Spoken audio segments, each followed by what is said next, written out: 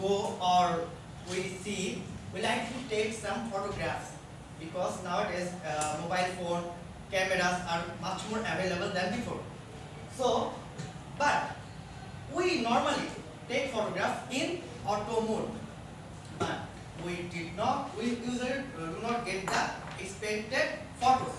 So I am going to tell you about the exposure of photography. So firstly, you want to know about what is exposure. Before knowing this, I should tell you about what is photography. Photography is a normal thing. It's all about painting. It's all about painting with lights. Then it's about the capturing right amount of light on a film or digital sensor that produces us the perfect photograph. Then I'm going to tell you about exposure. The concept of film in our camera being exposed to light is called exposure. I think you didn't get that. So normally I'm going to say that the concept of film in your camera being exposed. There are some systems how the camera collects the lights, and I'm going to tell you about that later. And those systems, if those systems are maintained correctly, then the exposure would be perfect and the photos would be perfect. So the main fact of a good photo is must be an exposure. So what does the exposure contain? Exposure contains aperture, shutter speed, ISO. So here you see the ISO, shutter speed and exposure triangle. Those three are related to each other, and perfectly, if those are maintained perfectly, then we get the perfect exposure, and then we get the perfect snap. Here you see a photo. Here says the aperture, shutter speed, ISO, and here's also those. But see that this picture is much better than this one. Why? Because this the exposure of this photo was perfectly maintained. Aperture. Then what is aperture? The aperture of a camera is a hole or opening through which light is admitted. We know most of the cameras, we have even seen that with our mobile phones or something, that most of the cameras have a little hole covered with the lens, and through that hole is called aperture, from where the light will be get inside. Let's see here. Larger hole, smaller, more smaller, and smallest hole. So what does an aperture do? The aperture main function is to collect much more lights, but it has another function, that is the focus point. The higher the aperture is, the more sharper but smaller the focus point is. We see if the aperture is 5.6, the focus point become larger. From here we see that all the pencils are focused. So now we are gonna know about bigger aperture and smaller aperture. What does bigger aperture do? It gains more light. More light comes in, and when we get the bigger aperture, more background will be blurred and less focus area, as I said before. And then I'm gonna talk about smaller aperture. The smaller aperture do the same thing but opposite as bigger aperture. Less light comes in, less background blur, but more focus area. As we see in this picture, on the first picture we see the perfectly focused, but the background is much more blurred. And same here, we can see the last picture that the focused object is less focused. Still, the whole subject is closely focused and less background blur. Now I am going to talk about the shutter speed. What is shutter speed? Shutter speed is the amount of time for which the camera shutter remains open. You could ask me a question that why should we open the shutter? Because when the shutter opens, the light will enter through the hole, and the sensor will get the perfect image for the light, perfect light from the image. Now here you see same picture in 3 three different shutter speed. First one was 1/80. That means it would be the 180 divided by 1 second. 1 second divided by 80. And this is much more slower shutter. So we see the blurred picture here. Secondly was the 1/250. This was much more slower than we expected. So this is too blurred, but not like before. And last we see the 1/100. This one is perfectly freezed. Now here we will see about the high shutter speed and the low shutter speed. What does this do? High shutter speed will open for a short time. Normally, if a shutter will open for a short time, then it will gain a lower light, so it will get less light.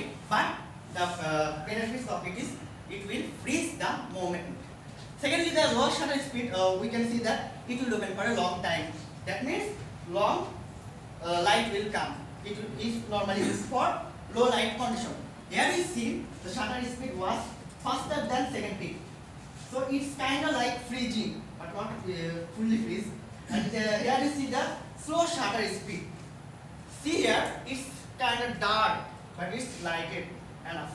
But this is freeze type, this is not freezing.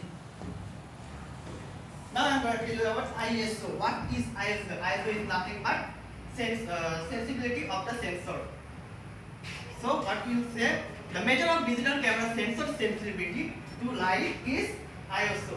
Here see the three picture taken in night, ISO 100, ISO 320 and ISO 800. The fact is we often do not get the light, perfect light at night or shadowed area or anywhere. So this time, for those circumstances, we need to balance the ISO, the same sensitivity of the camera sensor. So we can see that the ISO 100 was not perfectly exposed peak. It is kind of dark. When we use ISO 320, it is balanced picture, but at 800 it burned. Now I am going to tell you about the high ISO, pros and cons about high ISO and lower ISO. The high ISO normally ideal for low light condition, and the light in the images normally we know that, but it will produce us less sharpness and more noise. Don't you even get about the noise? Okay, let me discuss. In night, we see when in the darkness, we see something noisy with our eyes, black, green, red. So those are called mainly noise. Those makes the picture not perfect. And secondly, I will talk about lower ISO, ideal for light and condition like daylight or with flash, more accurate images. At this time, lower ISO will make the image more accurate. It will bring the more sharpness and there will be less noise. Actually, there will be no noise in daylight condition. We can see that. This was a same picture taken in different ISOs like 80, 100, 200 and is still to 6400. In the first picture, we see that picture was more sharper than the last picture because its ISO was higher and it's full of noises. Okay, perfect photograph. So we learned about the three must known things about a perfect photography. According to the situation, we have to select the exposure as shutter speed, ISO and aperture to make a perfect photograph. Like there, see the last pic. Here we fix the aperture and here we fix the ISO and shutter speed, but we change the aperture. But in which picture do you think the picture is perfect? First one, second one. First one is totally burned. Second one. Second one is perfect, though it's the problem of projector. It's not so much good in there. But last one is so much darken. So like that, we use here the fixed aperture but and ISO but different shutter speed. So here we can see that the same again the middle one is perfectly exposed. So you can say that for the perfect exposure suitable settings for the aperture, shutter speed and ISO should be made for a perfect pitch. So nowadays everything became auto mode. We have mobiles, cameras. Most of the time we use the cameras in auto mode to take a picture. But we should create something new. We should not depend on a camera. Why will I depend on a machine when I know everything about that? So let's make a change. Let's choose it with our own hand. So no more depending on the mood. We know how a camera works. So we can make better photograph like professional photographers in whatever is said, Facebook or social media Flickr. Okay, nice clicking, happy clicking for everybody. If there are any questions, you can ask me. If I want to take a photograph of rain, like cats and dogs types, Yeah. what should be the ratio of ISO aperture or shutter speed? What will be the rules? Okay, the rules would be as higher shutter, lower, higher shutter you have to, whenever the shutter goes high, like 1 second, 2 seconds or something, what will it do? It will gain much more light. So the ISO will be low. Whenever the shutter will be faster, then what it does? It will capture less light. So ISO should be higher.